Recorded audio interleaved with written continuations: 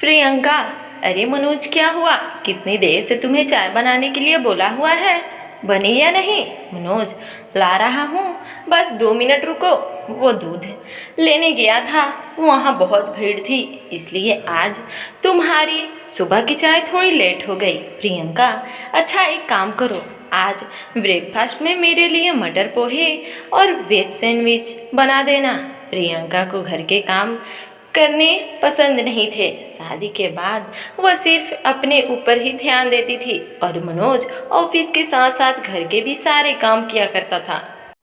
इसी कारण मनोज ने अपने ऊपर ध्यान देना बंद कर दिया था। ऐसे ही एक दिन प्रियंका बोलती है, मनोज, अच्छा हुआ ऑफिस से आज जल्दी आ गए, हमें कल सुबह की गाड़ी से जाना है, तो तुम मेरी साड़ियाँ प्रेस करके अटैची लगा लो और सुबह जल्दी उठकर आलू पूरी बनाकर पैक कर लेना। मुझे फिर रास्ते में ट्रेन में भूख लगेगी। अच्छा, रसोई समेट लेना, मैं सोने जा रही हूँ, मुझे नींद आ रही है। मनोज, ठीक है, तुम आराम से सो जाओ, मैं सुबह काम कर दूंगा।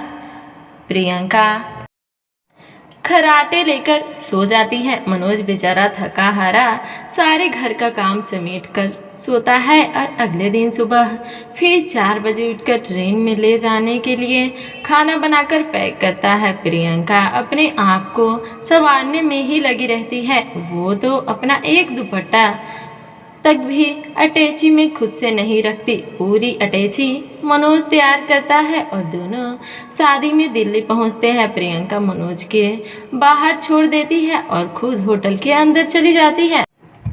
मनोज बेचारा अकेले ही अटैची और बैग उठाकर अंदर जाने लगा। गार्ड्स, 7 स्टार होटल है, तुम अंदर नहीं जा सकते। मनोज, तुम जानते भी हो मैं कौन हूँ। गार्ड्स देखने से तो अब क्या ही बोले, जो भी है तुम ऐसे अंदर नहीं जाने देंगे, समझे? बड़े बड़े आदमी अंदर होटल में रुके हुए हैं और पता चला किसी का सामान इधर से उधर हो गया तो कौन जवाब देगा? मनोज प्रियंका को फोन करता है, तुम कहो ये लोग मुझे अंदर नहीं जाने दे रहे हैं। प्रियंका, अच्छा रुको, मैं अभी आती हूँ।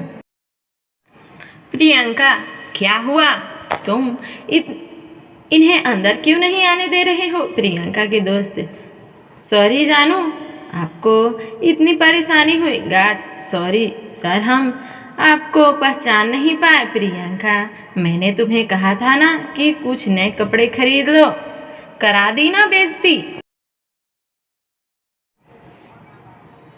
अब देखो मैं कितनी सुंदर लग रही हूँ और तुम मेरे साथ चलते हुए कितना बेकार लग रही हो। मनोज बेचारा चुपचाप प्रियंका की सारी बातें सुनता रहता। गलती उसकी नहीं थी, उसके पास इतना समय भी नहीं था कि वो अपने कपड़े भी ढंग से बदल पाता या फिर नए कपड़े खरीद पाता। मनोज सारा दिन तो ऑफिस और घर के कामों में व्यस्त रहता है और अब अपनी सहेली के शादी के फंक्शन में भी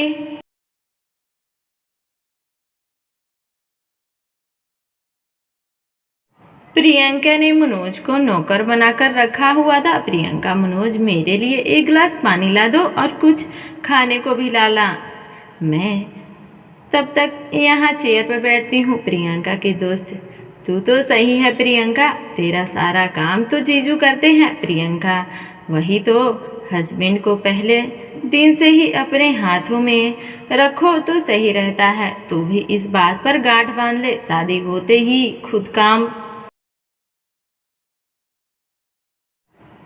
पर मत लग जाना, हस्बैंड से करवाना। प्रियंका की दोस्त, पागल हो रही है क्या? मेरे हस्बैंड तेरे हस्बैंड की तरह नहीं हैं जो घर के काम करेंगे। वो तो 1 गिलास पानी तक उठाकर नहीं पीते। तू तो बहुत भाग्यशाली है जो तुम्हें मनोज जीजू जैसे हस्बैंड मिले। बेचारा चुपचाप सारा काम करते रहते हैं और छू तक नहीं करते। शीतल की शादी के सारे फंक्शन निपट जाते हैं और शादी के बाद मनोज और प्रियंका वापस घर लौट आते हैं। कुछ दिन ऐसे ही चलता है। मनोज को कुछ दिन से बुखार था, पर वो इस बारे में प्रियंका को छुपा रहा था और अचानक एक दिन वो बेहोश हो जाता है। प्रियंका उसे हॉस्पिटल लेकर जाती है। डॉक्टर रिपोर्ट के मुताबिक इसे काफ़ी दिनों से बुखार है जो कि अब बहुत बिगड़ गया है। अब इसे टाइफाइड का रूप ले लिया है। क्या इन्हें ज़रूरत से ज़्यादा शरीर से काम किया था? प्रियंका, मैं डॉक्टर से कैसे कहूँ कि ऑफिस के और घर के सारे काम यही करते हैं।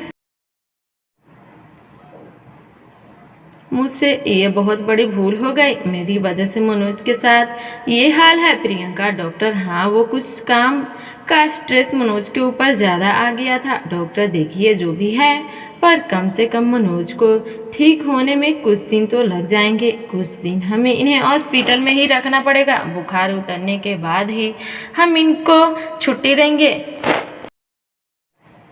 मनोज की सेहत का बहुत ज़्यादा ध्यान रखने की ज़रूरत है और आप तो उनकी पत्नी हैं, तो आपसे बेहतर इनकी देखभाल कोई नहीं कर सकता। प्रियंका की आंखों में आंसू आ जाता है।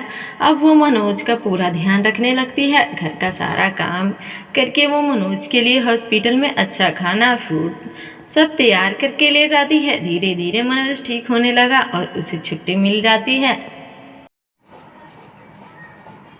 मनोज घर जाता है। एक सुबह प्रियंका, मनोज जल्दी उठो, मैंने तुम्हारे लिए बढ़िया सी चाय बनाई है। आज हम दोनों मिलकर एक साथ चाय पियेंगे। उसके बाद मैं तुम्हारी पसंद का लंच रेडी कर दूंगी और तुम मुझे ऑफिस से फ़ोन करना के बताना कि लंच कैसा बना है। मनोज, प्रियंका, तुमने मेरे लिए कितनी देखभाल की। सचमुच तुम्हें पत्नी के रूप में पाकर मैं बहुत खुश हूँ और तुम्हें इतना सारा घर का काम अकेले ही करना पड़ा।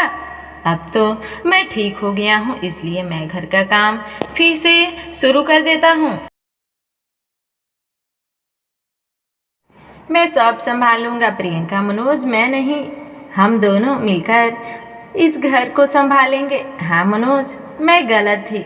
पति पत्नी के रिश्ते में सिर्फ एक को ही जिम्मेदारी नहीं संभालनी होती, बल्कि दोनों बराबर के जिम्मेदार होते हैं। यह बात मुझे समझ आ गई है। धन्यवाद।